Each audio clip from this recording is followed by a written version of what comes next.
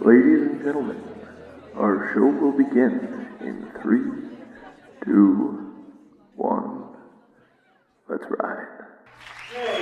So on deck we have our final comedian of the night. We have Cam Miller, but coming to the stage right now, he is our resident Irishman. It is none other than Ryan Mooney!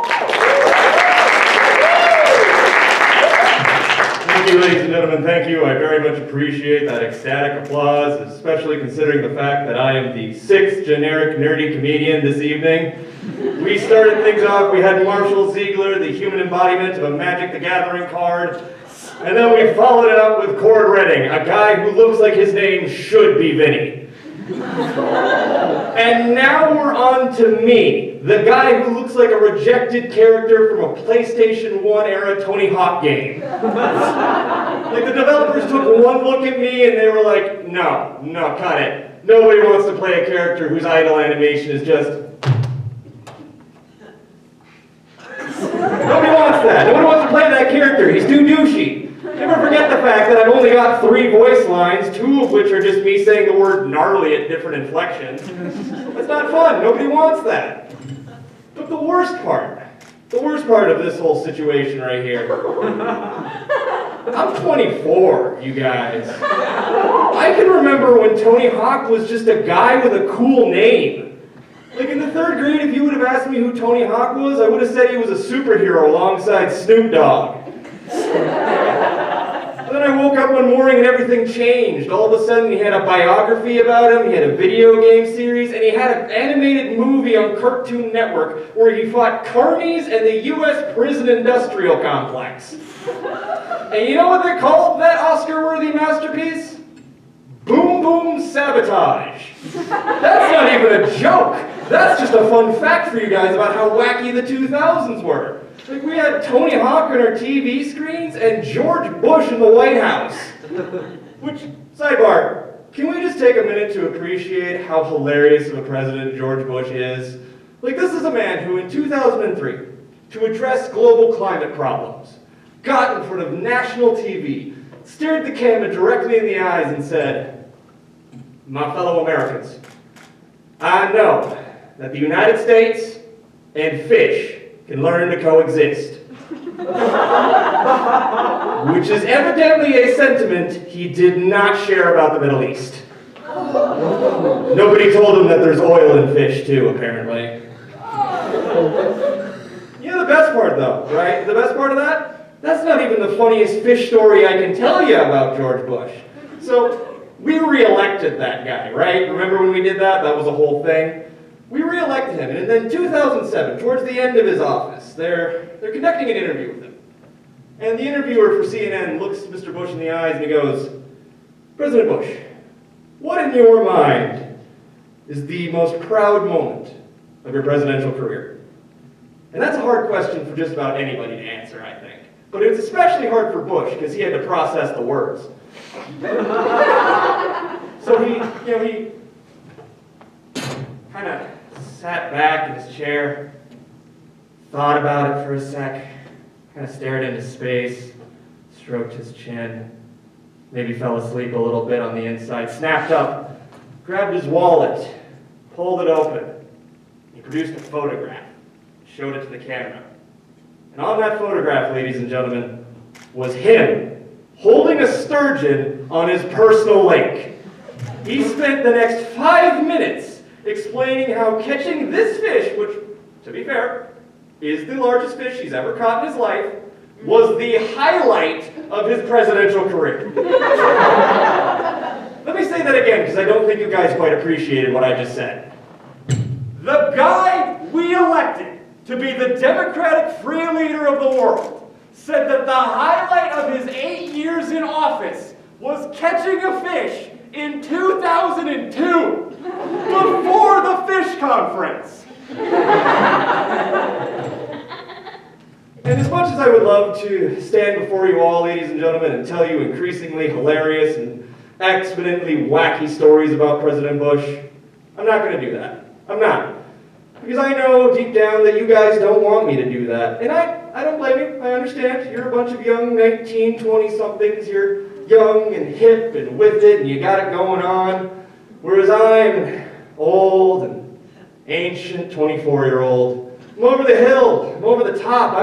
I'm not even a young adult anymore. I'm just an adult. And people will tell you that Ryan, there's no difference between a 21-year-old and a 24-year-old. And they would be wrong. There is a huge difference in the language used between a 21 and a 24-year-old. Because, believe it or not, back in my day, I used to be pretty hippin' with it too. I had my slang that I threw around, my YOLOs and my swags and my 360 blazes. I was real hip and cool. But then the language changed somewhere along the line. And the best example I can give of this is, without a doubt, about 2 or 3 weeks ago, me and my friend Parker are hanging out at the Memorial Union. We're eating sandwiches, and I asked Parker, hey Parker, how's your sandwich? And he took a big bite out of it, looked me in the eye and went, based and red-pilled. Now, if anyone can tell me what that means in that context, please find me after the show, because I am dying to know. Now, the good news is, though, is that I'm getting better. I'm really learning to bridge the gap between you youngsters and my generation. People have been kind of taking me under my wing and looking after me. My friends have even given me a new nickname that I think is pretty cool. They started calling me the Bygone Zoomer. Well, what they really call me is a boomer, but I'm pretty sure it means the same thing. And let me tell you, ladies and gentlemen, it's hard to be a boomer in today's day and era. The kids, they don't respect us old folks like they used to. Am I right, Zoomers? But the worst... Evidently not. All right, cool. Y'all are really cool with your old people. This next part's going to get real awkward. So I think the person that's best exemplifies this is my friend Marshall Ziegler, who came out earlier tonight. The thing about Marshall's a history major, right? And so, when Marshall makes fun of me for being old, he gets really creative about it. Like, the best example I can think of is, without a doubt, well, not the best, but one of the most casual examples. Me and Marshall are hanging out the other day playing Magic the Gathering together, because, nerds. And I happened to mention that I had a song stuck in my head, and Marshall goes, oh really? What song's stuck in your head, Ryan? And I say, I got Blink-182's First Aid stuck in my head. I happened to listen to it on the car ride over. Oh, really? That's interesting. I thought for sure you were going to say Beethoven's Ninth. Because you were there for it. Oh, you didn't think that one was that bad, did you? Okay, how about this? So, last week, it's Gord's birthday party, right? I decide I'm going to longboard over there, because, this whole situation. I get about halfway there, right? And I hit a bump, my skateboard comes out from under me, I fall, I hit my butt, kind of lay there on the ground, kind of collect myself, eventually get up, dust off my pride, grab my board, unclench my butt. Make my way over to Marshall and Gord's place. And I get there and I text Marshall, hey, I'm here, you can come let me in. He comes running down the stairs, he lets me in. I'm like, hey, sorry I'm late, I slipped and, butt stomped the curb on my way here. And he goes, oh man, how did that hurt? And I was like, kind of reset my fat. He's like, no. How badly did that hurt compared to what you witnessed at the crucifixion of Christ?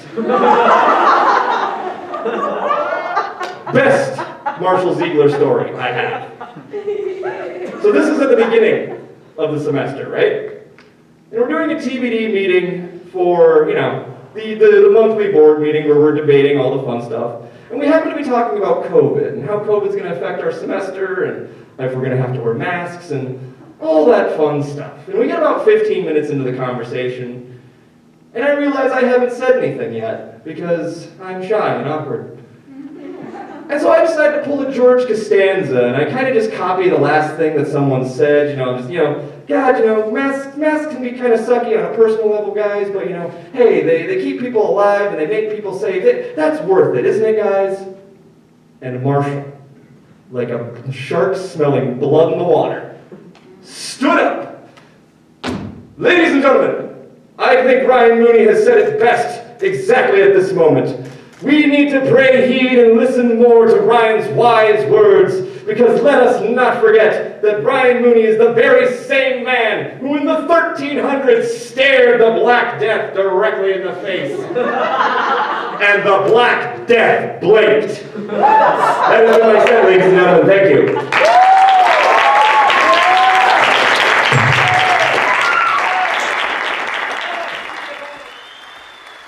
On behalf of Matt, the comedians, and myself, we wish you a good night. Stay safe.